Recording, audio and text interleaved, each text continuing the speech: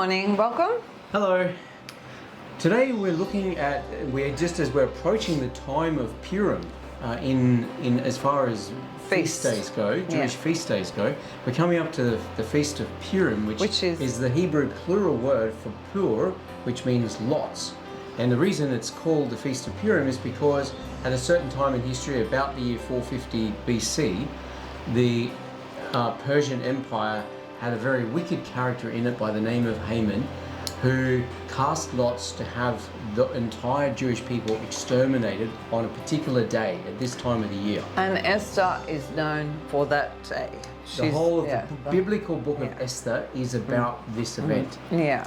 It's a very prophetic event, a very prophetic book. It's very significant for all time and for our time especially. So she was just a Jewish girl, young virgin girl, and that's all she was, just a normal, everyday girl.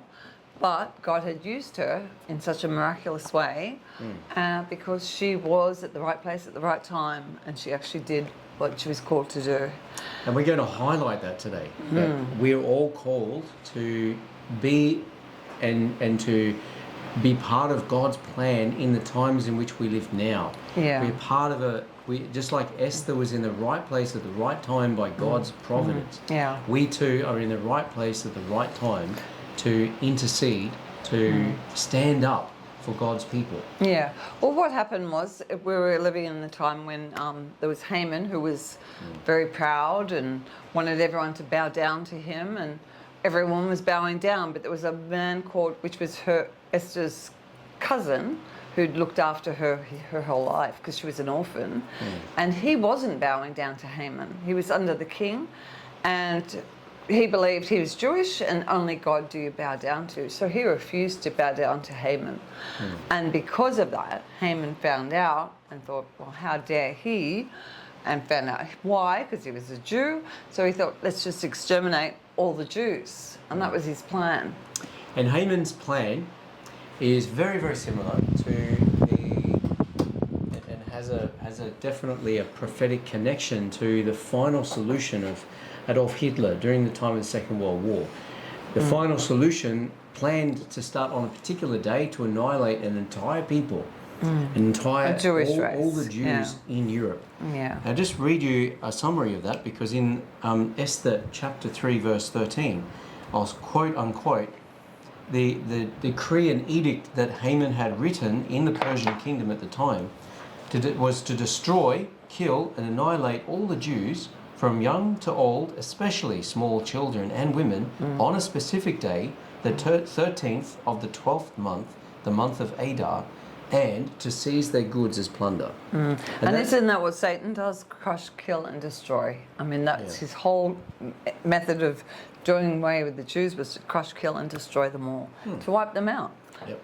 And so just as this event Same as a mass took today. place during what's called the first dispersion of Israel after the Babylonian exile in the 7th century, the 6th century.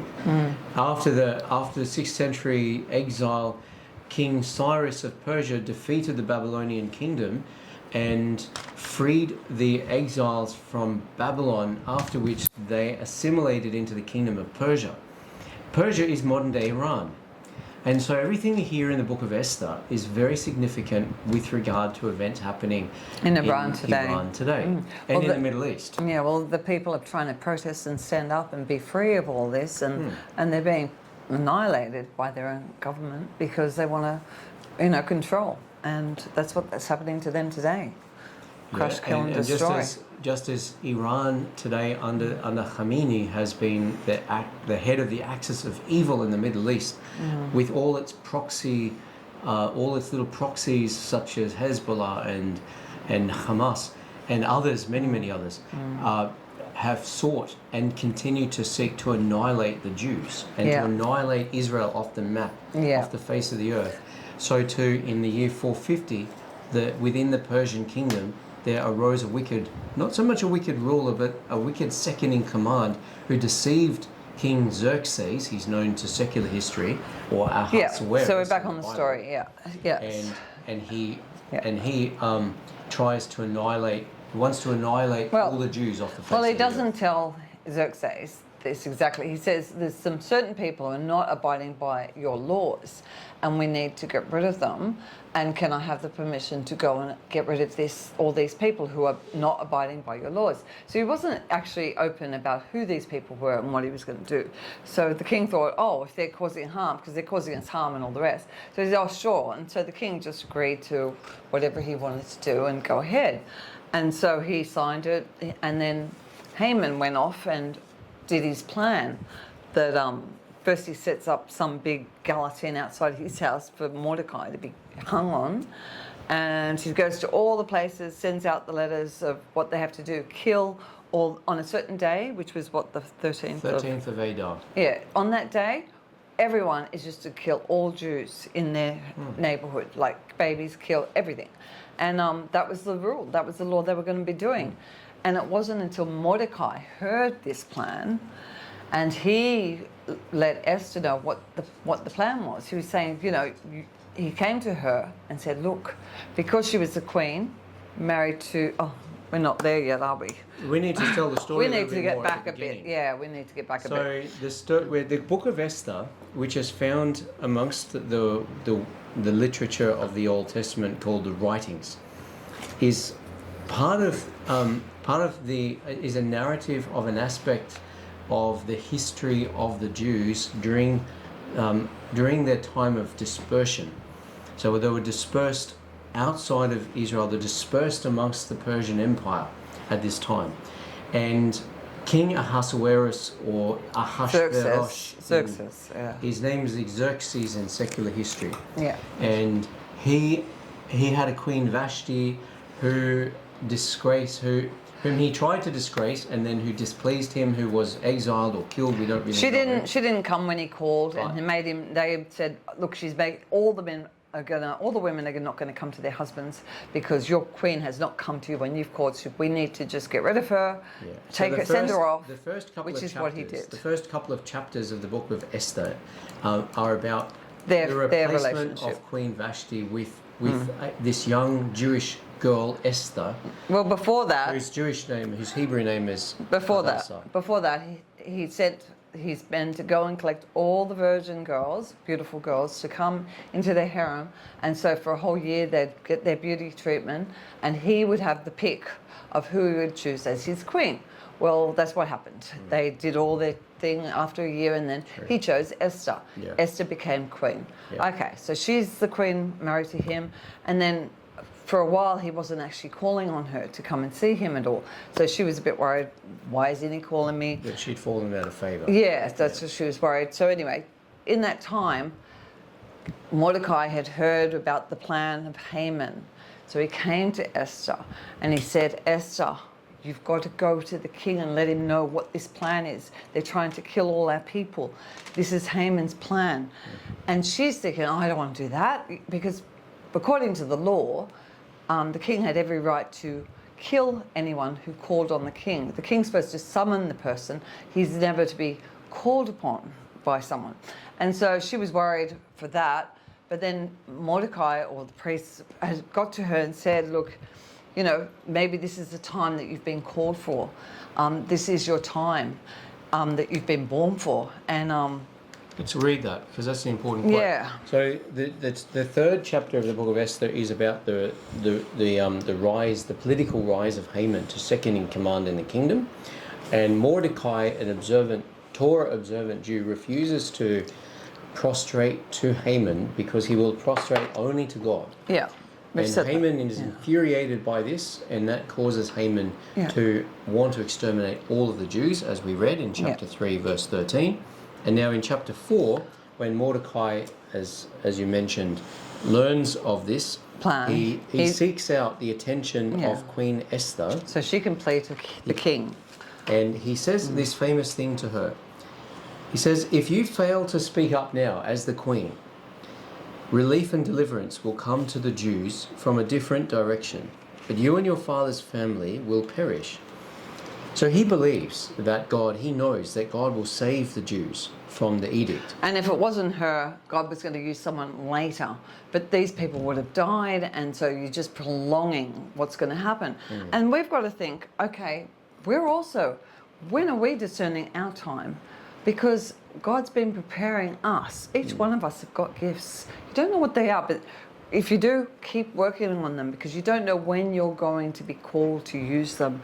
Yeah. And the time is, we are in those times where God's going to be calling us for your talents, to be needed, to help or do or say, at the time, because you've been put in a place for such a time as this. So you've got to discern the time, hear the voice, follow it.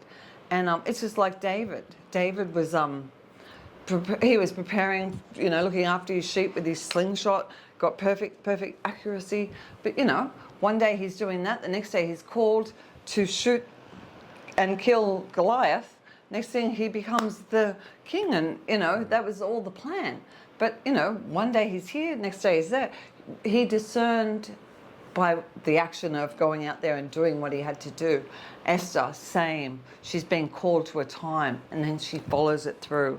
Yeah. So we've just got to keep doing what you're doing. Be the best at what you do, so that you can discern that time when God calls you and you're ready. And so the exact quotation of what Georgette has just described says, "Who knows whether you didn't come into your royal position precisely for such a time as this?" And in 2 Peter, the apostle describes that we are all called into a royal position as representatives of the Messiah on the earth. Yeah. And we all have a responsibility to, in the time in which we live, to intercede, to do what Matthew 25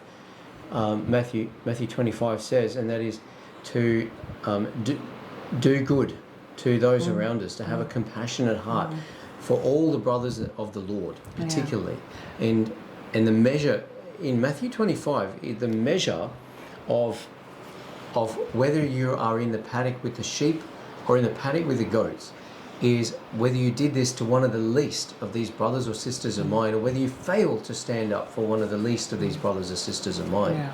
So in these days in which we live now, again, we see in our time the rise of anti-Semitism and the spirit of Hamas throughout the world. Chaos. Yeah. Spirit of chaos throughout the world, that we are called in this time to stand with Israel, to stand with God's people. We stand firm in doing what's right. Stand firm in being kind. Stand firm in doing good. Even when things look bad or are bad or bad on you, you still stand and keep doing what's right. You don't retaliate. I mean, it doesn't mean you doormat, obviously, but you still do the right thing. You'll always do the right thing. Yeah. Don't let that change you and you become like them, because that's what we got to do. Be that. So one of the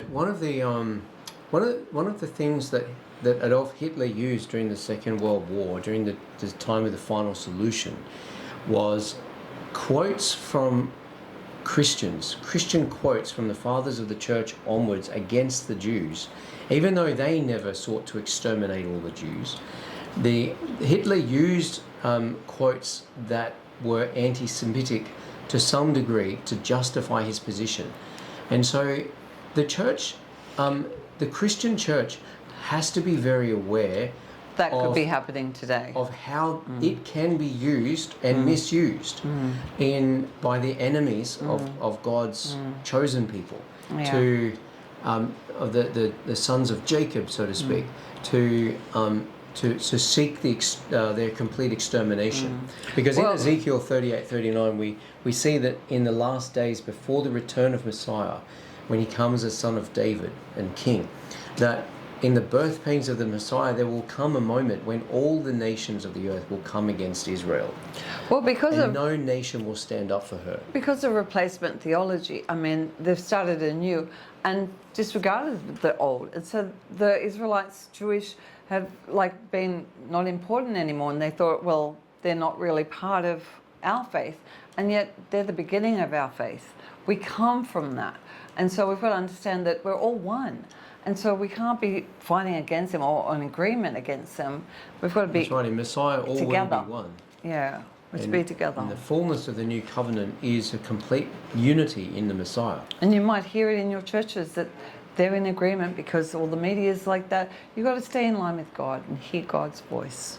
We're in a time when many major churches are on the wrong side. They put themselves in the paddock with the goats because of their political correctness and their they're lies and listening to the listening to propaganda lies and of the propaganda. Yeah. international media Yeah. and all of the international organizations, from the WHO to the UN and all the way across those 10 major organizations, I think there are, they all have seemed to have at this point in history come against God's chosen people. Yeah.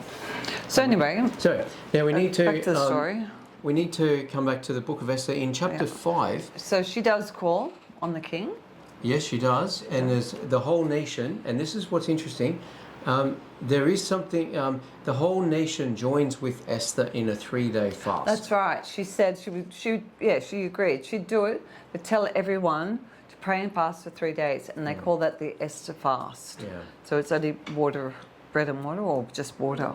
That's not the point. The point is anyway. that God is the one who brings the deliverance, but He wants us to partner with Him. Yeah. And our partnership with God is what's revealed in chapter 4, and then in chapter 5, Esther actually goes to the king and intercedes.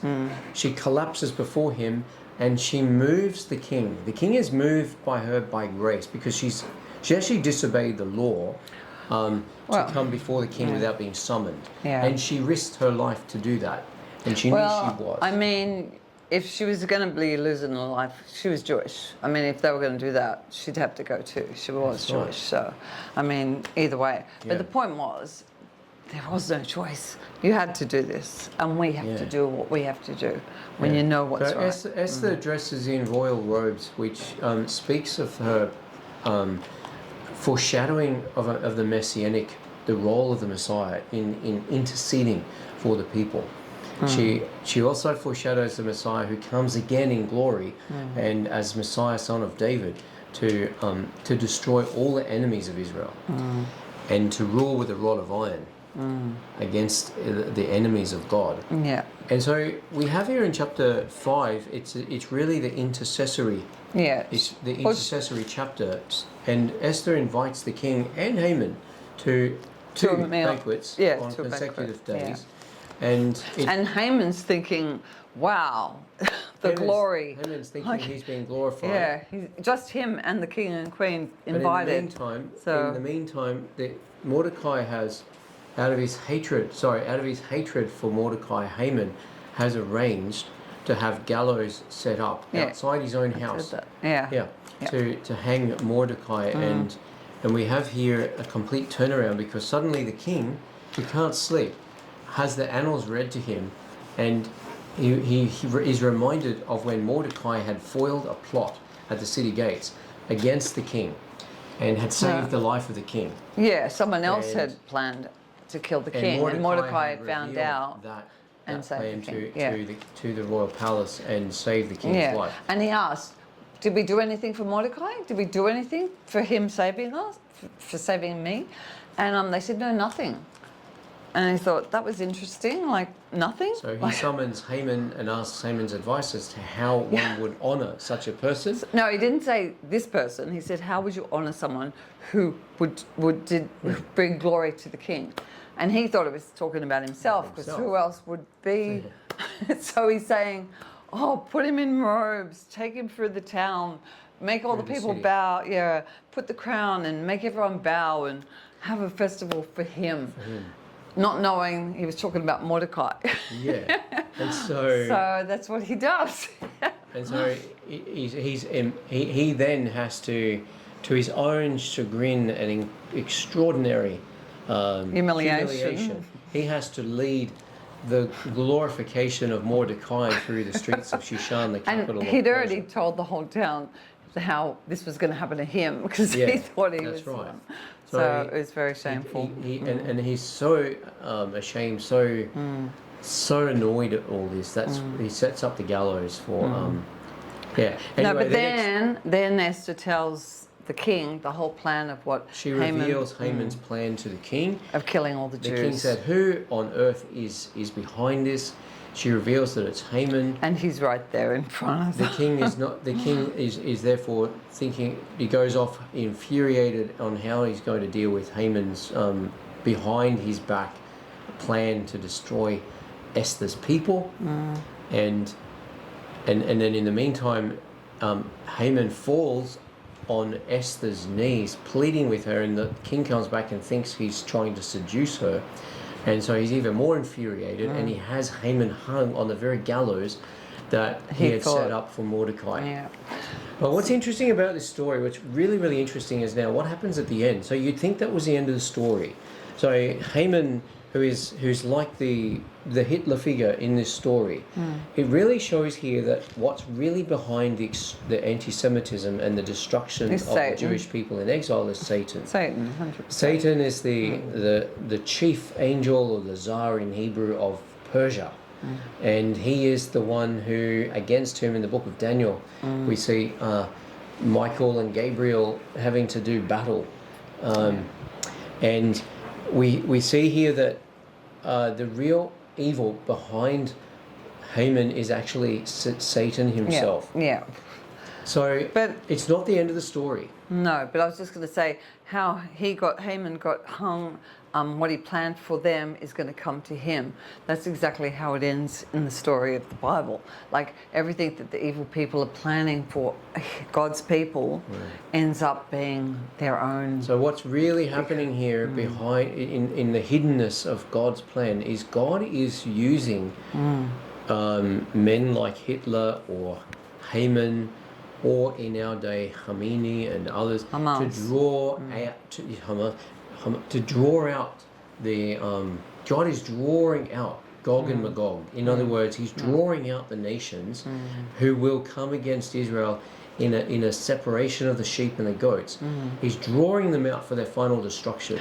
And we mean final. We are in those final days, and we're really drawing them out, like with all what's happening. We're in those final days of the age before the millennial reign, and what that means is that the separation of the sheep and the goats is already underway. It's already happening. The plans. And you and I are being separated now by our response to world events and in our behaviour.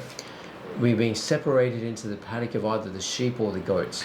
We've got to remember, fear is not in our agenda. We do not fear. We know that they don't win. We know that we've got God behind us. So we keep walking in faith and knowing that it's a trap. God's setting up a trap for them. The Bible tells us how the story ends. This is a trap, And the Book of Esther tells us how the story ends in prophecy.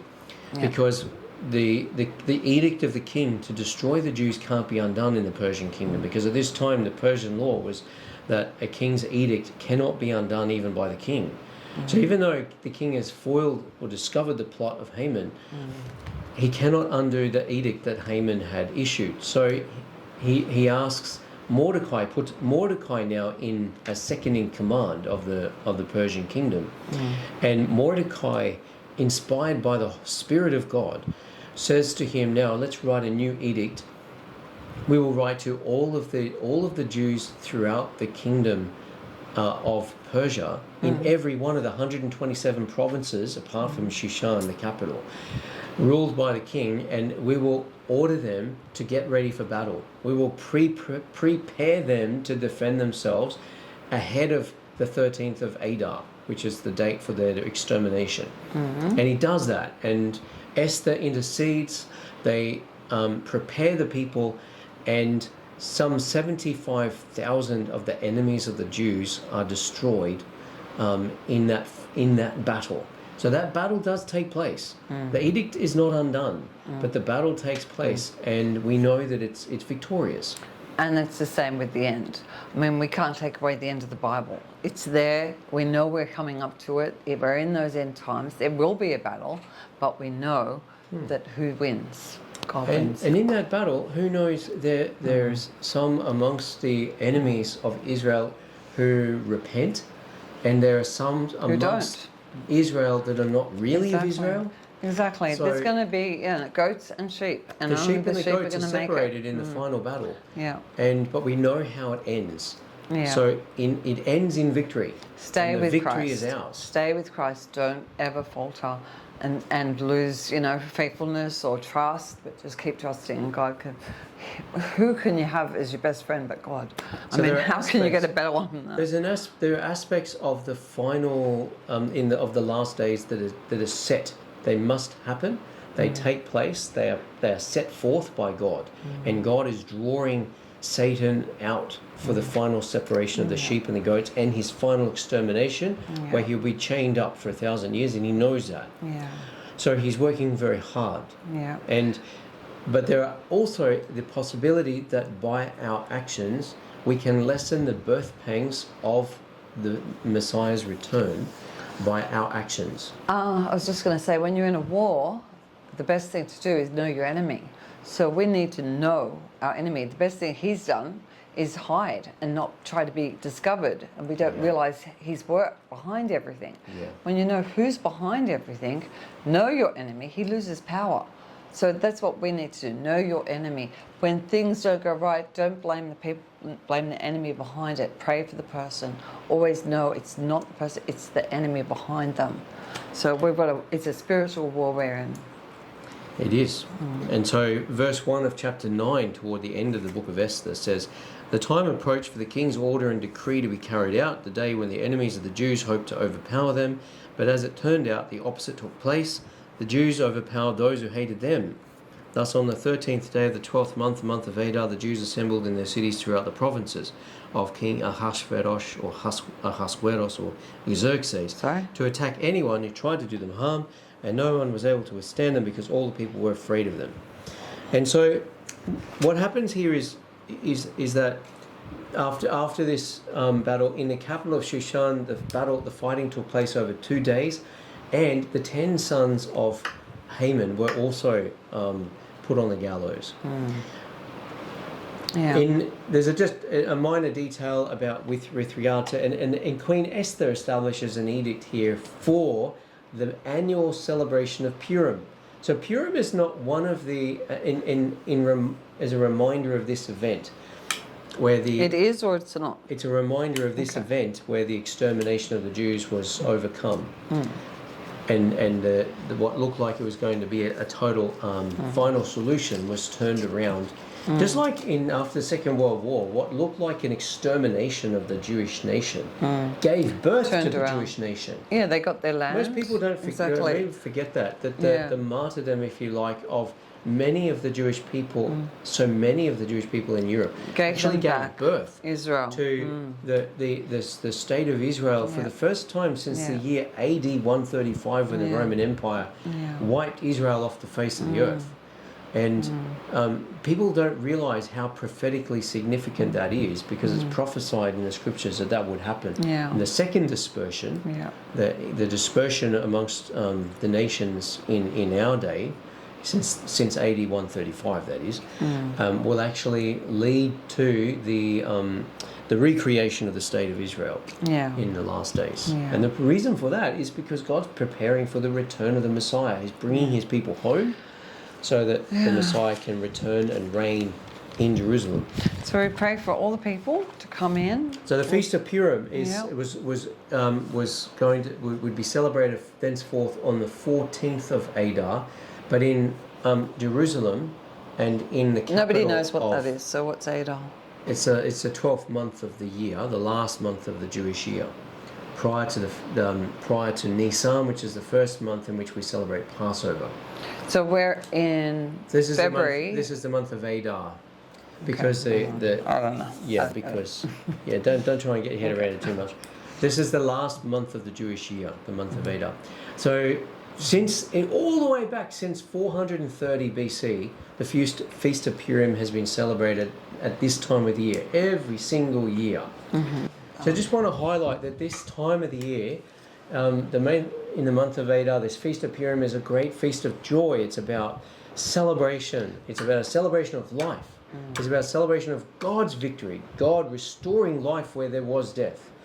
And this is not even Passover yet. We're not talking about the story of Passover at this point.